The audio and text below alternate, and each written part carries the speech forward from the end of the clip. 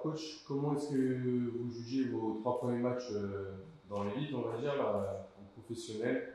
2 défaites, une victoire. La dernière défaite quand même un petit peu encourageante, on va dire. Comment est-ce que vous jugez ce début de saison?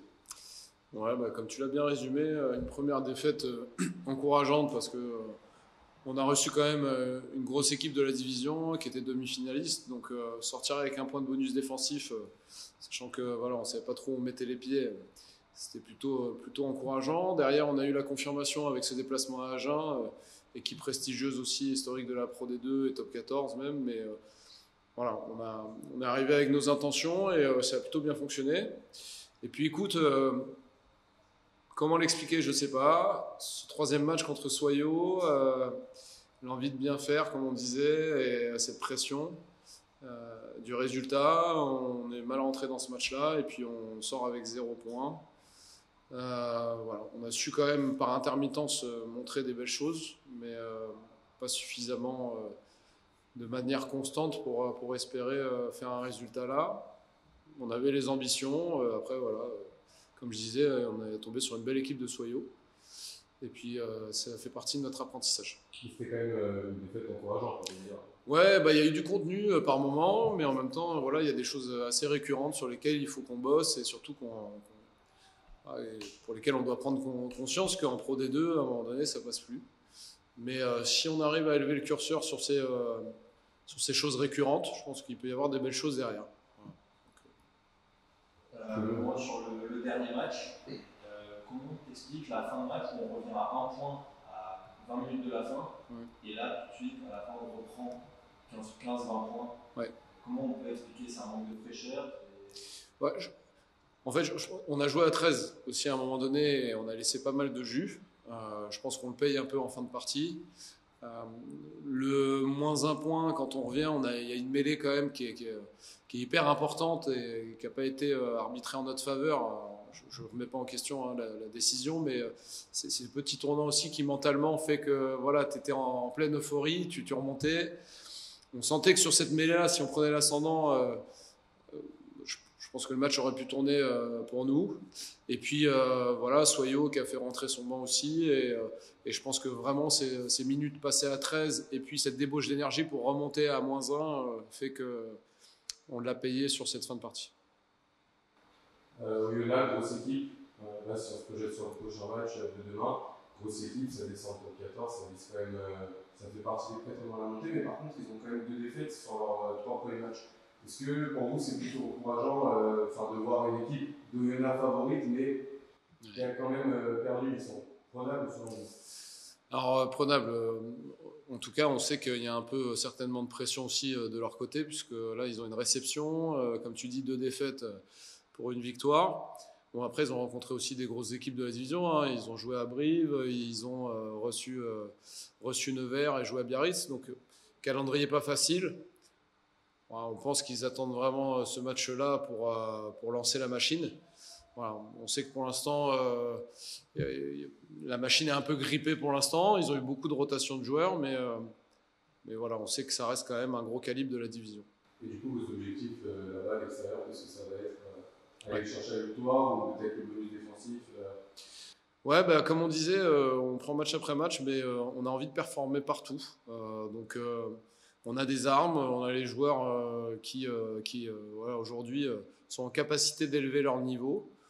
Écoute, on verra bien, mais on se prépare, on ne change pas les choses. Et comme je disais, on veut être acteur, donc on arrive avec des ambitions. Le résultat final, on verra, mais voilà, on est motivé en tout cas. Et c'est un match du coup peut-être difficile quand même. Enfin, c'est pas la partie la plus facile que vous avez jouée. Ouais, il y en a, ouais, à l'extérieur. Non, on sait que c'est gros morceau, hein, donc voilà. Encore une fois, je le répète, hein, mais une fois qu'on met les pieds sur le terrain, voilà, c'est à nous d'imposer aussi notre jeu et c'est comme ça qu'on ira chercher aussi un possible résultat. Voilà.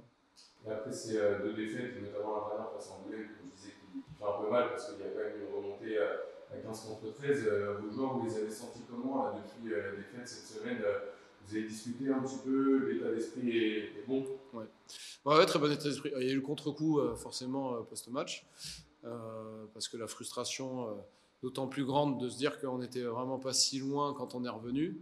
Mais en même temps, comme je te dis, on aurait gagné, ça aurait été peut-être l'arbre qui aurait caché la forêt, parce que au final, il y a des points qu'on aurait peut-être plus masqués avec une victoire potentielle. Là, la défaite les met un peu plus en exergue. Donc, voilà, l'idée, c'est de bosser sur ces points-là et de faire en sorte qu'on ne reproduise pas.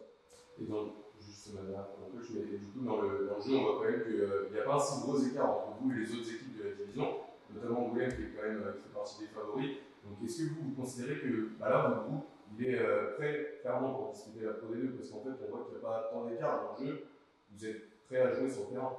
Bah écoute, nous, le premier filtre, c'était déjà de savoir si on allait pouvoir rivaliser sur l'intensité. On y est, on rivalise avec l'intensité. Maintenant, il y avait aussi la vitesse. La vitesse, on voit que par moment, on est capable de la mettre.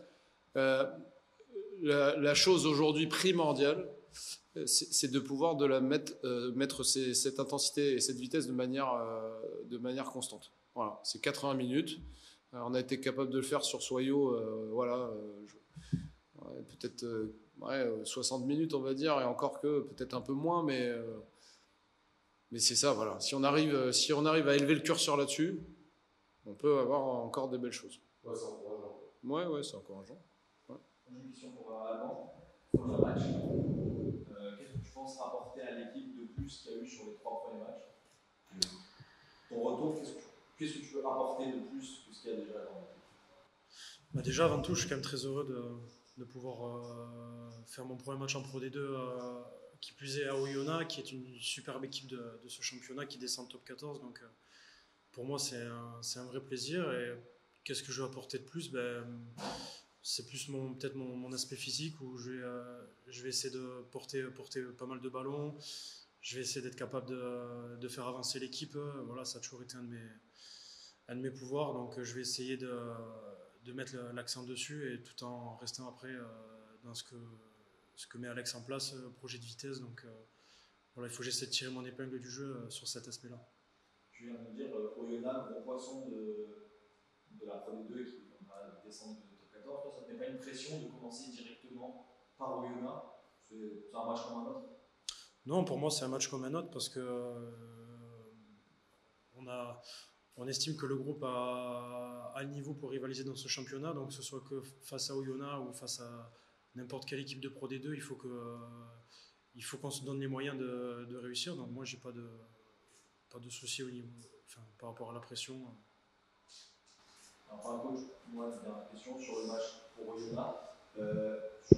Sans dévoiler évidemment toutes les tactiques, etc. Sur quoi on va se baser au point fort et on va se baser pour le match? Ouais, je vais revenir un peu sur ce que je disais. Voilà, c'est mettre cette vitesse et cette intensité sur les 80 minutes. Je ne vais pas rentrer dans le détail de ce qu'on va mettre en place contre Oyonnax. On les a analysés aussi, donc on a une feuille de route, mais non, ouais, voilà, c'est surtout ça les ingrédients primordiaux pour exister, au moins exister là-bas, quoi. Voilà, espérer quelque chose. Moi, pour Alban, une petite question aussi. Alors, après le match contre Angoulême vendredi dernier, même si tu n'as pas joué, on a eu Yann Tivoli en conférence de presse, le coach. Yann il nous expliquait que c'était très important de se relever mentalement dans le groupe, parce que c'était une défaite qui faisait très mal mentalement, et que mentalement vous avez eu des difficultés contre Angoulême, surtout au début du match, notamment ces 2 essais consécutifs. Est-ce que vous, les joueurs, vous en avez parlé? Là, tout à l'heure, j'ai demandé au coach, mais là, plus en tant que joueur, dans les vestiaires, est-ce que vous en avez parlé? Est-ce que vous êtes remis les points sur les i, les barres sur l'été pour faire mieux? Oui, bien sûr. Après, on parle beaucoup entre nous dans le vestiaire. Je pense que même au-delà du fait qu'on en a parlé, je pense que les joueurs qui étaient sur le terrain en avaient conscience. Donc le plus important, c'est d'en avoir pris conscience et de se poser les bonnes questions le jour d'après ou 2 jours après, pour être capable de basculer sur la semaine d'après. Donc là, on a accentué que voilà, le championnat, c'est quand même un marathon et on a besoin de tout le monde. Donc il faut que chacun d'entre nous, on tire un maximum d'énergie individuellement pour apporter le plus possible au collectif.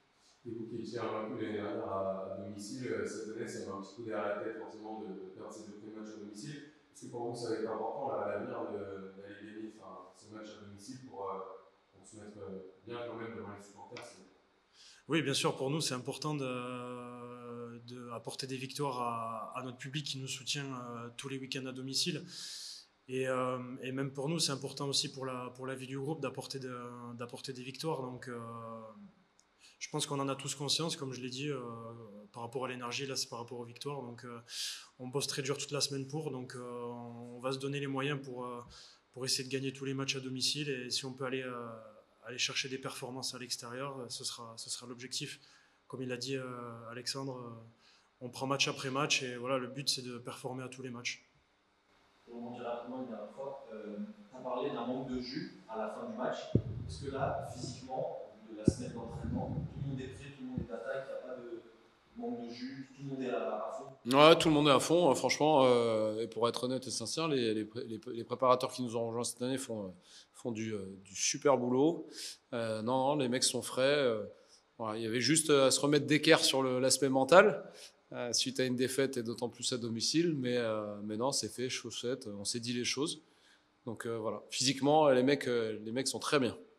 Et justement, quand on est coach, je parle de l'aspect mental, comment on fait pour remettre ses joueurs au niveau mental Ouais. C'est ça, en vrai, c'est dur. Ouais, c'est dur. Bah, c'est le charme de notre métier, en fait. Hein. C'est-à-dire que, franchement, on va pas s'inventer un métier qu'on ne sait pas faire. Hein. Voilà, il y a des préparateurs mentaux, pardon. Nous, c'est juste essayer d'en discuter avec eux, aborder ce qui a fait qu'on a été défaillant, et puis après, essayer de se reconcentrer, notamment avec des objectifs très clairs sur ce qu'on veut, pour rebondir.